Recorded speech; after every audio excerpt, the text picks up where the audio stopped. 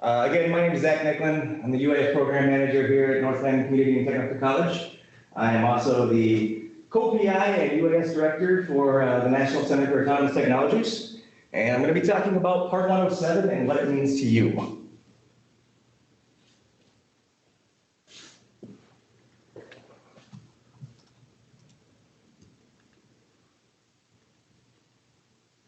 My clicker not working here.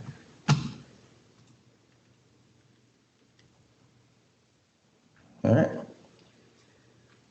So the big thing about drones is drones are regulated. There's a couple of different ways that we as teachers can fly drones, and a lot of this is going to depend on what your administration accepts and what exactly you're doing it.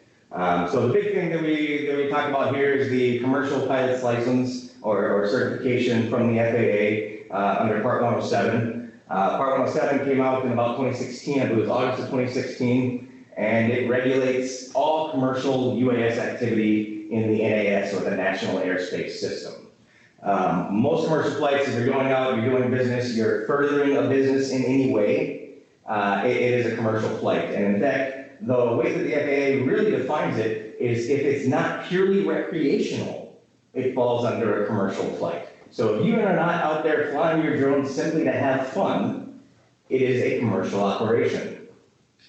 If you are out there just having fun, there is a guide and advisory circular from the FAA, and it's Advisory Circular 91-57B. If you just Google AC 91-57B, it'll tell you all about some of the restrictions there. The good part about on the recreational side is it's a little less restrictive, actually, than your commercial operations.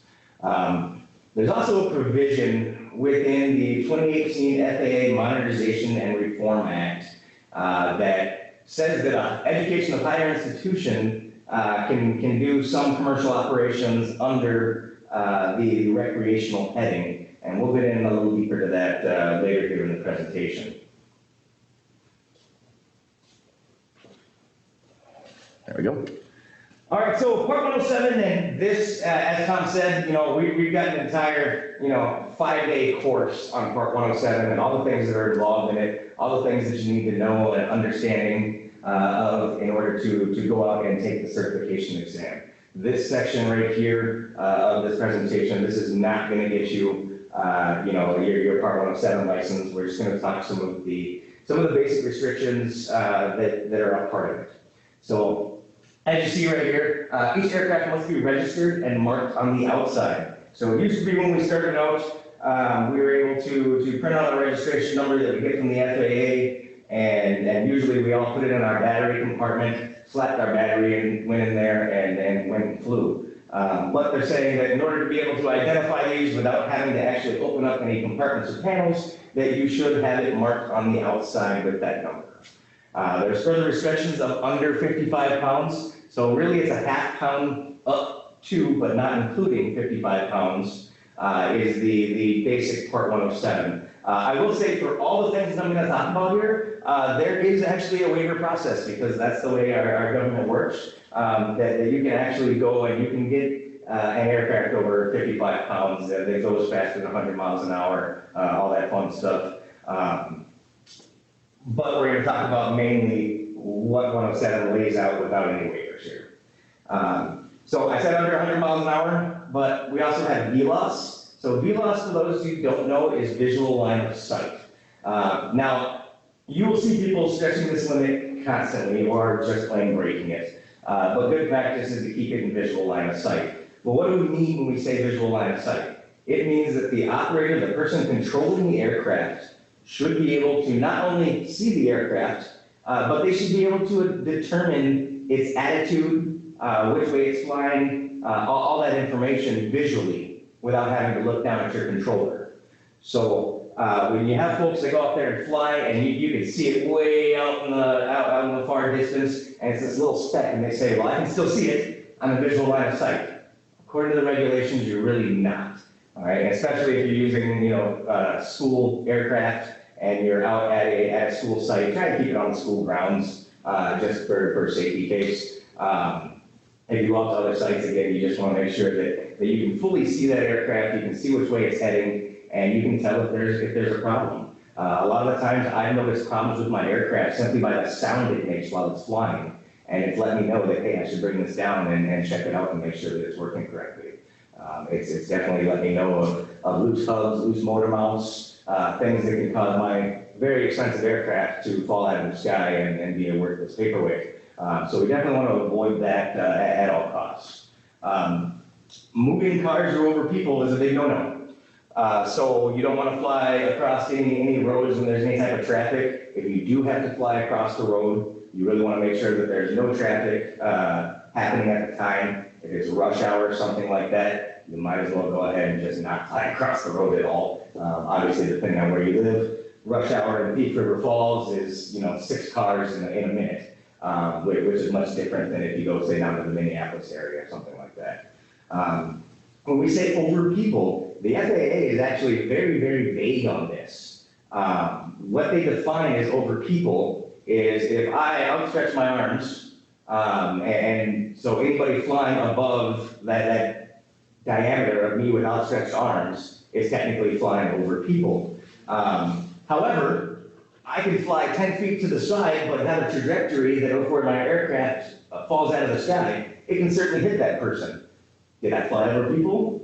Well, at the end, obviously, if I hit them, I did. But so it's very, very vague, and it's kind of a gray area. The big thing, especially with schools, is any non-participants you want to make sure are under some type of cover. If you have a gazebo, if you've got a dugout on your baseball field, something like that, having any non-participants under there.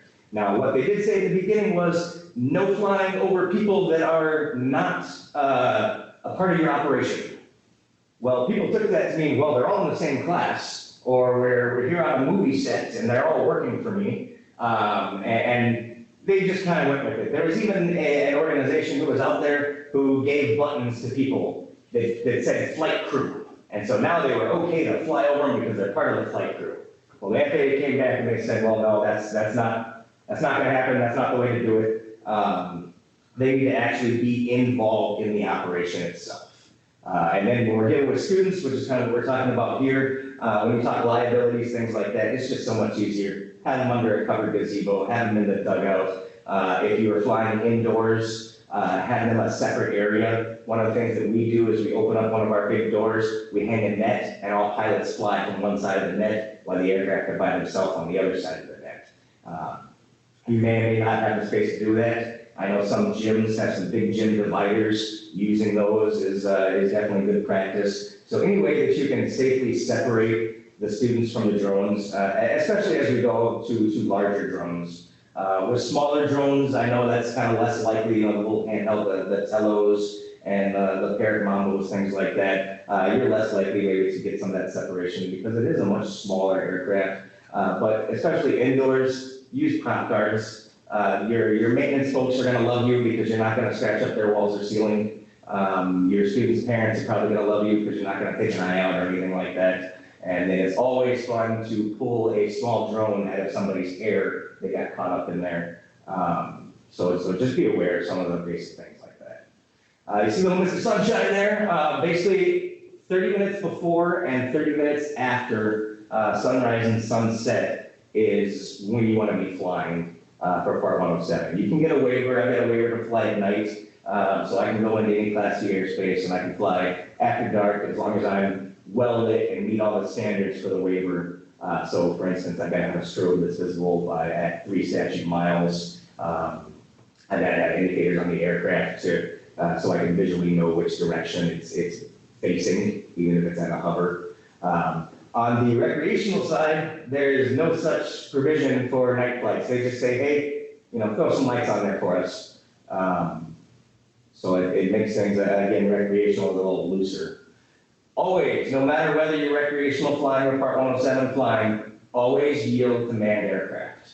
It doesn't matter if they're not where they're supposed to be, if they came out of nowhere, whatever it is. One of the good practices that we use when we're out flying is to use a visual observer. So it's a person that's out there in communication with the person in charge of the aircraft, the person actually flying, and their entire job is to be looking around and noticing what's going on. In big cities, you may not see it as much. You may get some helicopter traffic, maybe from hospitals, things like that, that are relatively low flying. We live out in kind of agriculture country here, and we do a lot of flying out there. And I can't tell you how many times we've had a crop duster just pop up over a set of woods that you had no idea he was there before, or somebody coming along and inspecting power lines from a helicopter or a small airplane, and they're flying at 100 feet. The crop duster's flying a lot less, and it is our responsibility as unmanned aircraft operators, pilots, however you want to call it, to be sure that we are looking out for them. At the end of the day, if we lose an aircraft, it's not a big deal. If a pilot loses their life, or God forbid, any passengers as well, that's obviously a much bigger deal. So we will always yield to manned aircraft. You cannot carry any hazmat. Now, they don't come with batteries in this, but you cannot carry any hazmat on board the aircraft outside of those batteries. You want to be operating below 400 feet AGL. Now, this should have a big old asterisk next to it, all right, because that's in Class G airspace. Class G is your open airspace. If you take a Part 107 class, a ground school type class, they'll go into the different classifications of airspace, and it's, A, B, C, D, E, G, G being uncontrolled, so a lot of your open areas are uncontrolled, but as you move into bigger cities, busier airports, there's some more restrictions involved. So if you are near some of these, there are some reference, there's some reference information out there. There's some apps out there you can use. AirMap, kittyhawk.io are two of the big ones that are being used, and they'll really define the airspace for you. You may have to get permission for flying in other than G. Just because you are not in Class G airspace does not mean that you can't fly there. Some of the airspace doesn't start until 700 feet. Some goes all the way to the ground. When you're near an airport, they actually have what's called LANCE, and it's a low altitude way to get authorization for lower altitudes within some of these more restrictive areas. So for instance, right now, we're located actually on an airport here in Deep River Falls, Minnesota. I cannot step outside the building here and fly my drone because I'm in what's called a zero grid. As I move away from the airport, it steps up. So I'll have a 100-foot grid, 200, 300, and then open from there. So there's a way to get permission to go to these different heights, and there's even a way to get permission in zero grid. But again, that all involves waivers as far as the zero grid or going up of the grid lines. So again, take a look at AirMap is an app that I believe works on both iOS and Android. It's a great little resource to locate yourself and the restricted airspace that's around you. So if you get time, I definitely recommend you taking a look at that. The other one is one aircraft has one remote piloting control. RPIC is remote piloting control. That's the person piloting or operating the aircraft. Unless you have a waiver, you cannot operate like swarms. I cannot have one person operating multiple aircraft at a time. So we want to make sure that one remote pilot command to one aircraft. There's a YouTube video on there that does talk about airspace that I did link. I'm not going to click it. It is a very informative video. Feel free if you want to go there yourself once you get these the presentation information here. There you go. So the Part 107 test has got a few different parts, and we can kind of argue some of it all day long, like why would a drone operator need to know some of this stuff? Loading and performance. They actually ask you questions on runway markings at an airport, all right, which 99% of operators of UAS are never going to be operating from an airport, let alone needing to read the runway markings. But this is what we got from the FAA, and this is what we have to follow. So you see the biggest topic on there with 15 to 25% of the test is regulations. Specifically, Part 107 is where it really dives into. The next biggest one tends to be the airspace and requirements. Knowing your different airspace, knowing how to read an aircraft sectional, which is a map that most of us haven't seen before if we're not in the aviation world. Weather. The weather actually gets fairly involved to reading aviation weather reports. I think we've all got that channel on our TV, like for us, I think it's like 13. It's just got that droning voice that talks the weather, but when they talk the weather, they start throwing out all these weird little acronyms and numbers at you that you're really not sure what they mean. So you need to be able to understand what they're saying there or read what's called a METAR, METAR, and that's the aviation weather report. Loading and performance, and then operations, what you can and can't do. The question only, there's only 60 questions on the exam, and they're not too terrible. You do have to test again every 2 years as of this moment. With a much smaller exam, I think it's only 40 questions, and they take out loading and performance and a few other things that aren't as applicable. But you have to sit for the test, and you got to pay for it twice. That test is $150. 2 years down the road, in order to renew, you'll have to pay another $150 and sit for a test. The FAA is working on a way to keep up currency like you do with manned aircraft. So for instance, if I had a private pilot's license, I would only have to sit for that test once, but I'd have to keep current.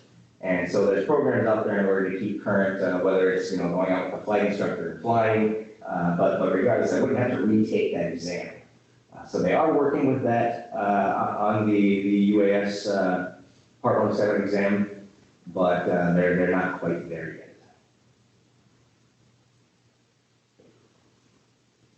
There's some eligibility criteria, and I know we had talked about this with one of the questions about students being able to get it. But the very first one is to be eligible. You must be at least 16 years old, able to read, write, speak, and understand English, and be in a physical and mental condition to safely fly a UAS. Now, obviously, they're not going to send somebody out there to test your mental capacity and all that stuff outside of your knowledge of the exam. But the exam materials, from my understanding, are only available in English. A lot of aviation is done, even globally, using English as the common language. It is just the language of aviation. So being able to read, write, speak, and understand English is a large requirement, whether we're talking private pilots, commercial pilots, or Part 107 pilot. There is, now these underlying materials on this slide are hot links. So when you do get this presentation, after you fill out our awesome survey, you'll be able to just click on these individual ones and they'll bring you out to them. I'm not going to spend my time on other people's websites, things like that during this. I think you get a little bit more from just chatting and getting the overall, and then being able to dig in to the parts that specifically apply to you. So number two, there's a full process to get your remote pilot certificate. That hot link will take you out to the FAA website, which details all that information. The knowledge test. There is test prep materials that are free from the FAA that you can go out and you can look at, download, and use to study. There are also some great videos out on YouTube. There's a guy named Tony Northrup.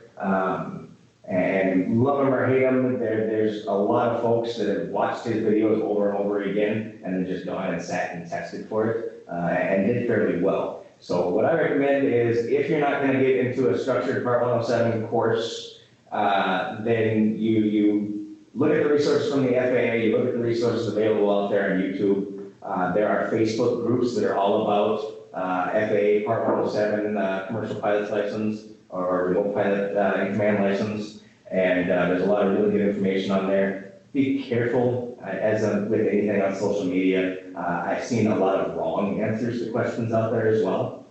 So you got to be able to sift through some of that material, and that's why I recommend really the first thing going to the FAA for their study material, because that material is directly directed to their exam. You'll need an FAA tracking number, an FTN. And there's the Integrated Airman Certification and Rating Application, or IACRA. All right, so you'll actually have to go out there, do a profile on IACRA, and they'll give you an FTN number. Once you do that, then you can schedule an appointment at an FAA-approved knowledge testing center. So I believe PSI or CATS Comera are some of the most common testing centers out there, and they do FAA testing under CATS, I believe it is. So there's plenty of testing places out there. The FAA actually keeps a record of all the FAA-approved testing centers. And again, the hot link is right there in number 5. Bring you out there, you can type in where you're at, and it'll come up with the nearest FAA testing center. Once you pass, you complete a form, and then you will get your temporary certificate, and eventually you will get your permanent certificate. It's a little card, keep in your wallet. You're supposed to have it on you anytime you're out there flying. So make sure once you do get it, that you keep it on you. If you are still with your temporary, that's actually a printed piece of paper. Again, make sure you keep that. You also want to keep any documentation, such as the documentation that you'll get from the testing center to say that you have passed the test. You will need that later for your recurrency in 2 years. So it is something to keep in mind and keep around for you. These are some of the waivers that are available. These are the most common ones.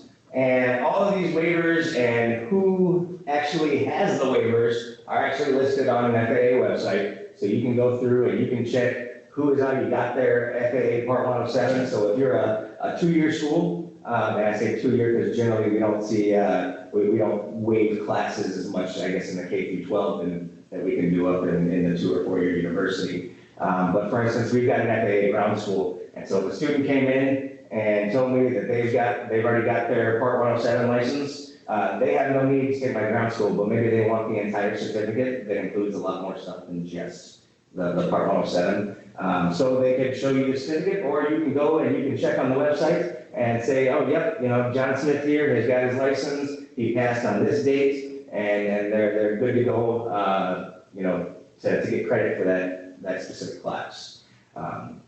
But operations from a moving vehicle or aircraft. So out in rural areas, you can operate from a moving vehicle without a waiver, as long as you're not driving the vehicle as well. So, I can sit in the bed of my truck and have Tom drive it around in rural areas, and I can fly all day long like that, no problem. Once we get into, more congested areas, things like that, you actually have to have a waiver for it. Daylight operations. So in order to fly at night, what they call it is a waiver from the daylight operation regulation. And at the end of these, you'll see the 107.25, 107.29. That's the specific area in the 14 CFR Part 107, which is the 107 regulations, where it calls out the provision that you must fly, for instance, only during daylight. That's 107.29. So I gave you the references for all those there. Whether or not you need a visual observer really depends on the type of operation you're doing. You can get waivers for visual line of sight. So we talked about VLOS. There's also BLOS, which is beyond line of sight. And there are folks out there doing railway inspections, pipeline inspections under BLOS waivers. And there's a lot of extra stuff that you have to have in place. There's entire guides for each of these waivers that are available on the FAA website. They don't maybe get down to the full nuts and bolts that a lot of people are looking for, but it's a general guide for, hey, we're kind of looking for stuff in this direction. So, operations of multiple small UAS, yielding the right of way, operations over people, operations in certain airspace, and operating limitations. So that's talking the weight and speed limitations, things like that. So with recreational flight. Recreational flight is the other side of that coin. It must be purely for fun. There are some very limited exceptions, and that's the next section that I go into for the educators. But they still recommend, and these are recommendations under 9157B, which I pointed to earlier, and they say that you should really fly in a way that there's a community organization endorses. So like there's the AMA, the Aeronautical Modeling Association. There's AMA fields all over the place. If you know anybody that's been flying RC airplanes for years, they're probably a member of AMA. But they've got a whole set of recommendations for their folks. Now they are recommendations and not regulations at this point for recreational flight. But what most of them say, that most of them are pretty matched up as far as what they say. They say it must be purely for fun or else you're not recreational. Again, they want you to fly under 400 feet, visual line of sight. You want to get permission for other than G. So it used to be as a commercial operator, I would not be able to fly anywhere within 5 miles of an airport without having to speak directly to that tower and get permission. On the recreational side, all they had to do was call the tower and let them know that they're flying there. So while I had to get permission, they just had to go, hey, I'm flying here, just let us know, and away they could go. So that's changing a little bit now. They're actually under that Authorization and Modernization and Reform Act. They are actually requiring recreational folks to go through the LANCE, the low altitude authorization process, again, using something like AirMap, KittyHawk.io. Fairly straightforward, answer a set of questions, and they tell you whether you should go or not. They do require lighting, and certainly suggest lighting for nighttime operations. Again, you always want to yield to manned aircraft no matter what you're doing. They do recommend no flying over moving cars or over people. The latest change from that authorization, the FAA 2018 authorization, is they are going to institute an aeronautical knowledge test. So they have found that, one of the differences between some of the old RC stuff and what we're calling drones and UAS these days, you had to spend hours building an airplane or integrating the electronics into an airframe and then go fly. And so the folks that were doing that are putting hours into the system, they really tend to fly a little more responsibly. Much the same way as if you saved up to buy your own car versus someone gave you a car, you're probably going to treat that car a little bit better. Nowadays, since we can go to Walmart or even the gas station and buy a small drone and be ready to fly as soon as the battery's charged, they're finding that maybe some of these people aren't flying with the care they need. They're not looking up what they can and can't do, best practices. They're just going out and flying. So they are talking about instituting an aeronautical knowledge test. So you'd actually go to an FAA testing center, or maybe it's an online test. Who knows what the FAA is going to do to allow you to even fly recreational in the NAS. So this was authorized in 2018. We're now at 2020, and the FAA has really just started talking about it now outside of that legislation. So I'm guessing it'll probably be at least another year or two until that is instituted. But once it is, it kind of changes the way we do things. So as a teacher, flying under 107, you're good to go. You've already taken your aeronautical knowledge test, but it may mean that your students will have to take this aeronautical knowledge test before they can fly. So students flying for the school or flying at the school, not for the school, that's a different thing, would not need, they fly purely recreational, they wouldn't need any exam or anything like that. But once this gets in place, we may have to be instituting this into our classrooms so our students can actually go out to our baseball fields and things like that and fly. We'll see how that goes. When it comes to the FAA, they are on their own timeline. So this is the wording within the 2018 FAA Modernization and Reform Act that gives an exemption for educational institutions. And what they say is that if you are instructing students at the institution, if it's academic or research-related use of UAS that has been approved by the institution, and they will include federal research into this, or activities undertaken by the institution as part of research projects, they're saying that the folks flying on that can fly under recreational rules. This is like one of those situations that just because you can doesn't mean you should. Okay? And as my next slide will say here, administration and your insurance providers are not going to get a warm, fuzzy feeling over that. They're not going to be happy. I have not found any insurance organization that does know the drone side of the business not recommend or highly recommend that anybody working with it gets a 107, your commercial remote pilot license. It's just when you open up a lot of liabilities that way, there's nothing you can fall back on to say, yes, I was trained on this by a federal organization that says, I can do X, Y, Z. If you have your 107, that is proof that you've gone through, that you know the regulations, you know about airspace, you know the big safety do's and don'ts, and it's kind of a CYA, you can cover yourself a little bit more. So as we were talking earlier about getting administration buy-on, things like that. That is one of the things that you can do to help kind of push your administration along, is let them know that you do have a certificate from a federal agency that says that you know what you're doing when you're flying, or at least you know the rules associated with your flying. So it's something that we highly recommend. Even here with all the drones we have and all the stuff that we do, I could definitely use a few extra pilots and being able to go to a student and be like, hey, you're a pilot now. You're flying under recreational rules under our authorization because we are doing research. It's really just not the way to go and not the way to do it at the end.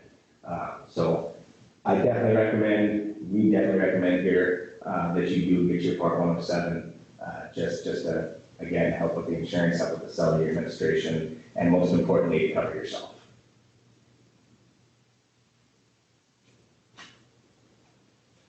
So, if you're overwhelmed by all these different regulations for flying in the national airspace system, or the different ways that you can go about it, there's some good news.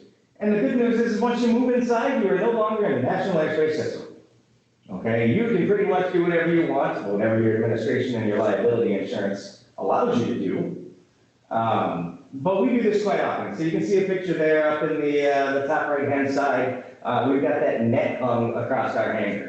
Now I realize most of you aren't going to have a large hangar space like this, but even that simple netting is enough to catch the drone, to protect the students. Obviously, you want to, safety is the number one priority. When we're in aviation, we're doing anything aviation related.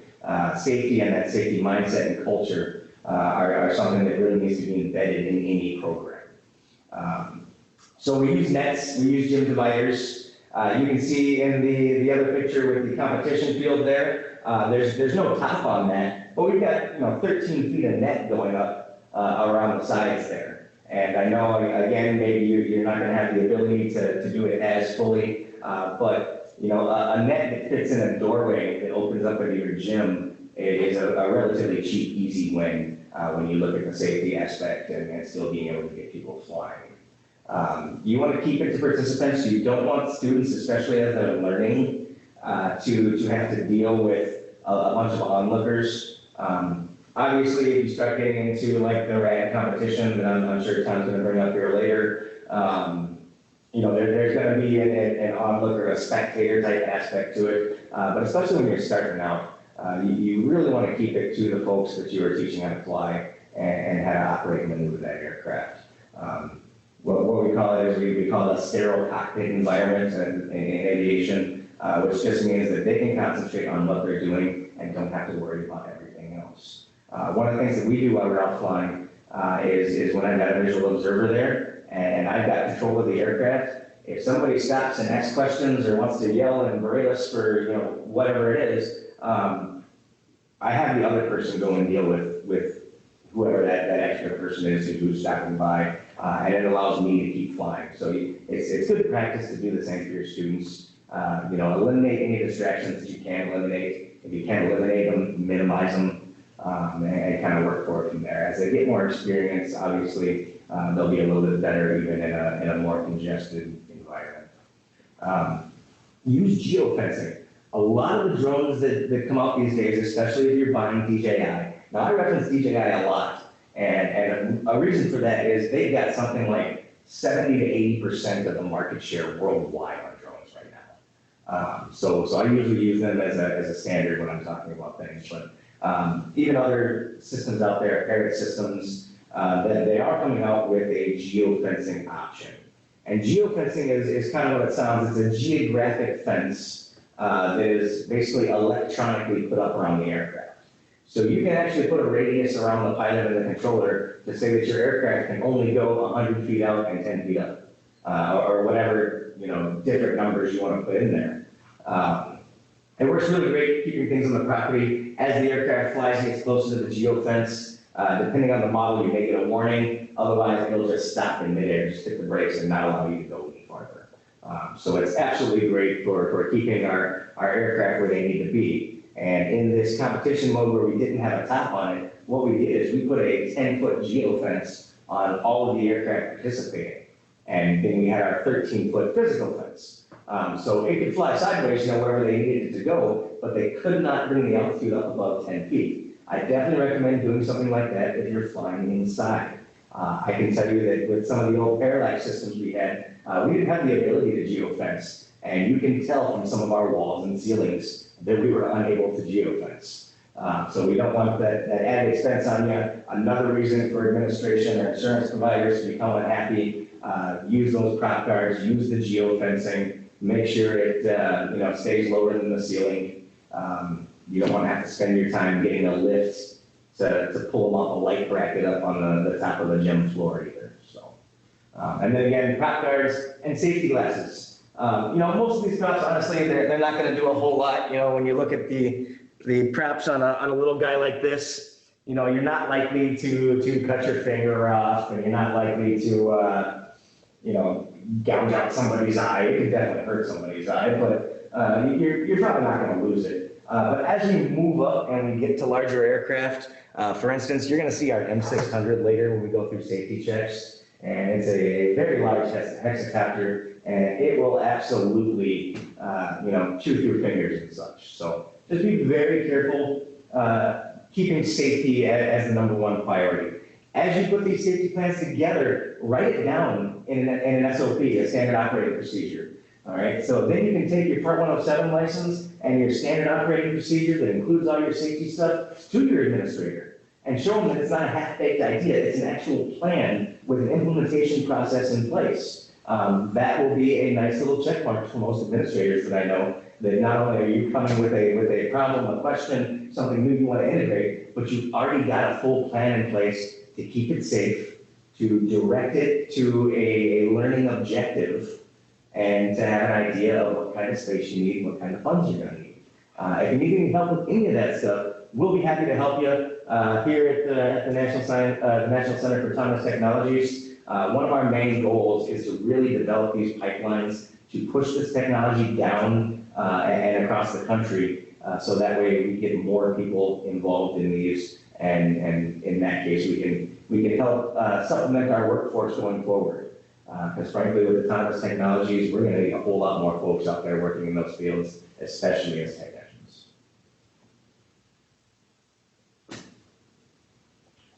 So additional factors, as I was talking about a drone policy, does your school have a drone policy? Does your district have a drone policy? Knowing any state or local policies. So the FAA absolutely has jurisdiction of the airspace in the United States. It's been proven time and time in court. But we also have some cities who may either try and put up ordinances that say, you can't fly around this space. Well, the reality is the FAA has already told everybody that they cannot, that nobody can supersede the FAA in the airspace.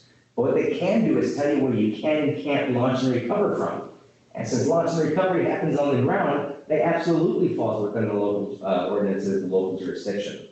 So you got to be careful about that. You got to know what your current policy is. If you don't have a policy in place, there's plenty of them out there that you can look at, take examples from. I can send you an example or two just to see what other schools are doing and how they're implementing it. And mostly it involves permission, showing that you know what you're doing, and then accountability, basically. I'm going to be flying from this time to this time on this date in this area, and I'm going to have my class with me, that type of stuff.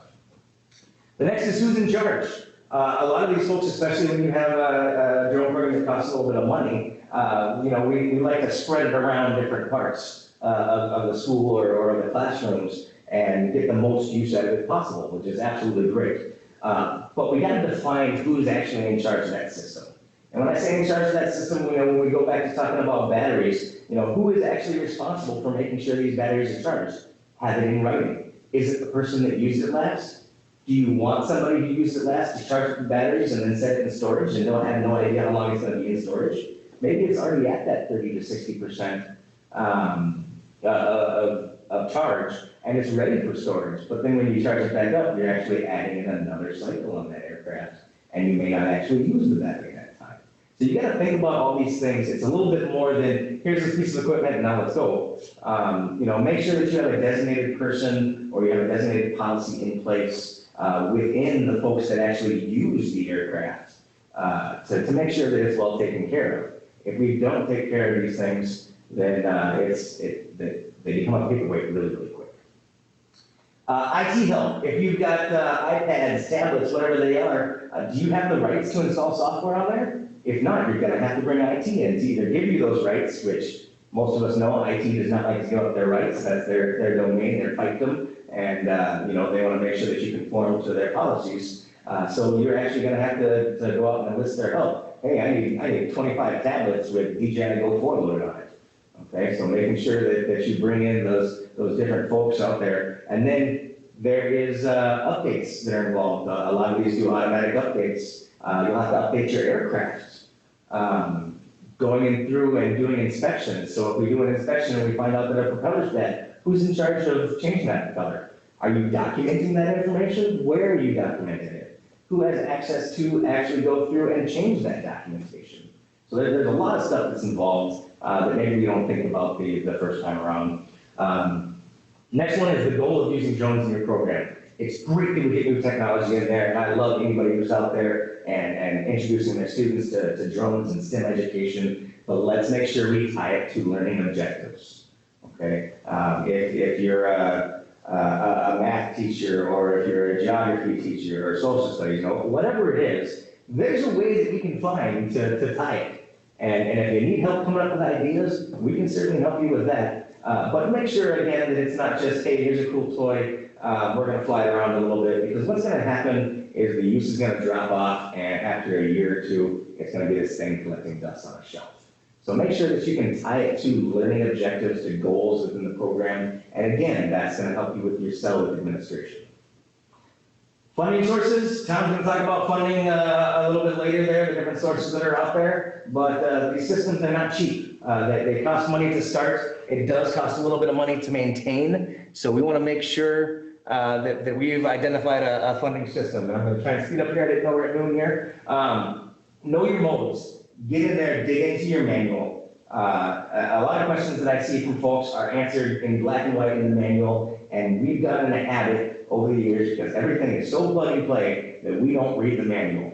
Let's make sure we do that. We know what's going on. Our local ordinances, again, we talked about that. Our system limitations, how much wind can it handle? What's the temperature range? It's a big deal. I mean, I'm in Northwest Minnesota. Half the drones that I have says that I shouldn't fly them under 14 degrees. Well, that means for 3 months out of the year almost, I can't fly them without some exceptions, without some mitigation factors. So know your system limitations, and again, that's going to help you keep your aircraft in good working condition.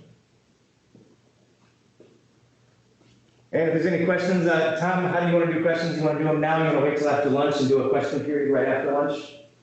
Your rodeo. I think we should answer them now since they're hot. I answered most of the safety ones, I think, unless anybody else has anything there, but I'll go back to some of the 107 specific ones. Sure. Justin wanted to know if there's ASA prepware for Part 107. So actually, I believe there actually is ASA prepware. When I took it back in 2016, I believe they had some out there. So I want to say yes, it's still there. So if you have the access to the full instructor suite, like here we've got access to every ASA exam within prepware because we are a Part 147 school, and that's the way we decided to go. So yes, we do have that option. I don't know if it's a separate package, anything like that, if you can order just that. But I know that there was some prepware. Frankly, if you're going to pay for prepware, there are other free options out there if you just do a little digging around that you might not have to pay, which is great when it comes to your students. I know, at least with my kids, if I don't have to pay an extra $25 for an app, I will. But as long as there's a benefit that I can get another way out of it. So. Then Doug wanted to know if PSI testing comes into play for all these areas. So I don't know if it's PSI or CATS Chimera, but if you follow the link within this section of the slideshow, once you again answer our awesome survey, if you can't tell, I'm beating that dead horse pretty hard. We really want those survey answers. But there's the link there that gives the FAA testing centers. And again, there you can go in and search by state, search by city, and it will come up with your closest testing centers. And the second part of that question was, is there a list anywhere of all FAA Part 107 certified operators?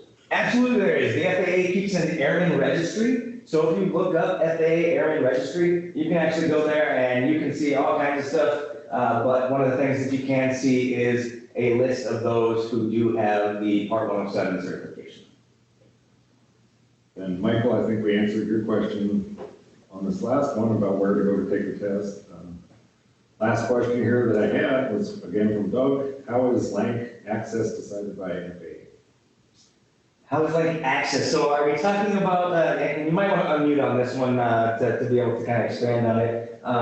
But are we talking about how does the FAA choose the LANS providers? Or how do we as ARPICs or Part 107 access the LANS data?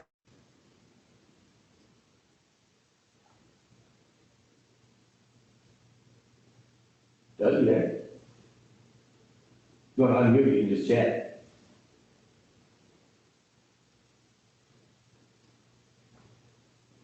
May have slipped away. Okay.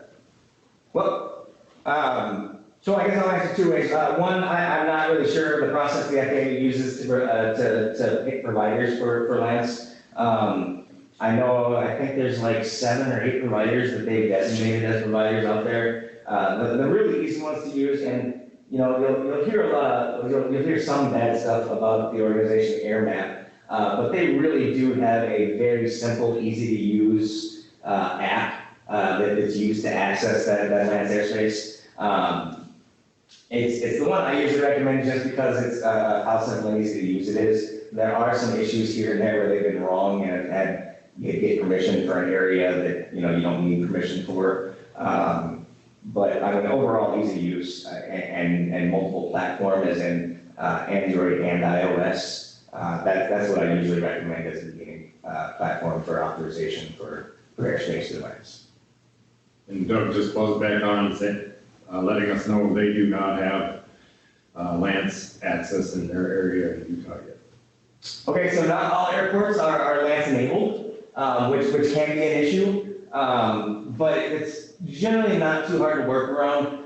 When you're looking at your busier airports, things like that, they're going to be at a minimum like a Class E, if there's any like commuter lines going in and things like that. And that Class E could maybe start at 700 feet or it could come all the way to the ground depending on where you're at. So if you are not LANS enabled, there's a waiver process that you can go through and get authorization. And you can do it multiple different ways, but you can get an authorization that lasts, I believe, up to 2 years at this point to be able to fly. And if you've got a designated place, so if you're at your school and there's a big field at your school, you can actually specify that field and that you're using it all the time, and you're using it in daylight, whatever your operating parameters are, and actually get a waiver for that airspace until it becomes LANS enabled.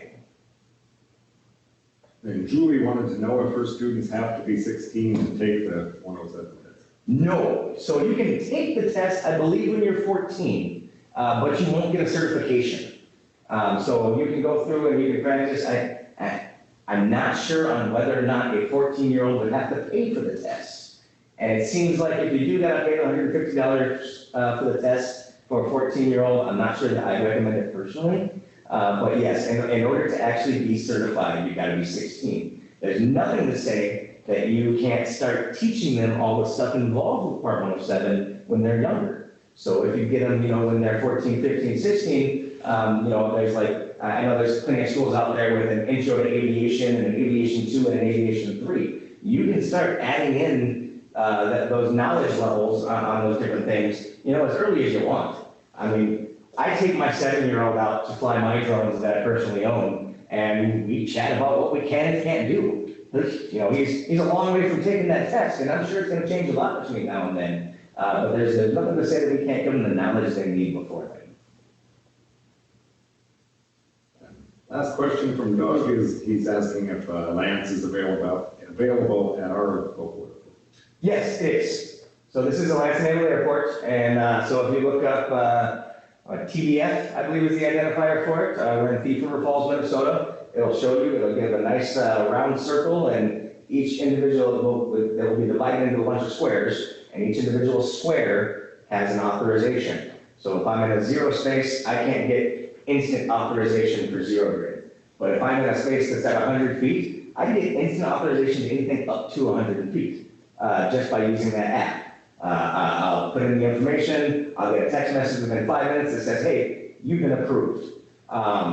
The other side of that is if I request for above 100 feet and 100 feet grid, that's actually got to be routed to the FAA. Because we don't have a tower, it's usually routed to the tower for that specific airport. If it doesn't have a tower, then it'll be usually routed to the nearest regional ATC office. So in our case, we have no tower. Any of my authorizations above that Lance-enabled instant authorization actually comes out of Minneapolis ATC.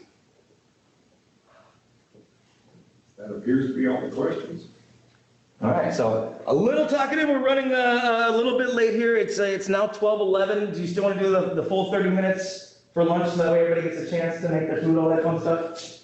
Yeah, we can update the slide. Okay. Change. We'll update the slide. So we'll say we'll be back here at 12:40? 12:45. 12:45? All right, so 12:45, we'll start a running slideshow going. We will keep the link up, so you're more than welcome to chat. As soon as I, eat a little food, I'll be back in here to monitor the chat and everything else. But probably for the next 10 minutes or so, there's not going to be a moderator or somebody monitoring the chat. But if you folks want to chat, you're always more than welcome. I found that we are our greatest resources. So the more we chat, the more we talk to each other, find out what we're doing, the better off we all are. So.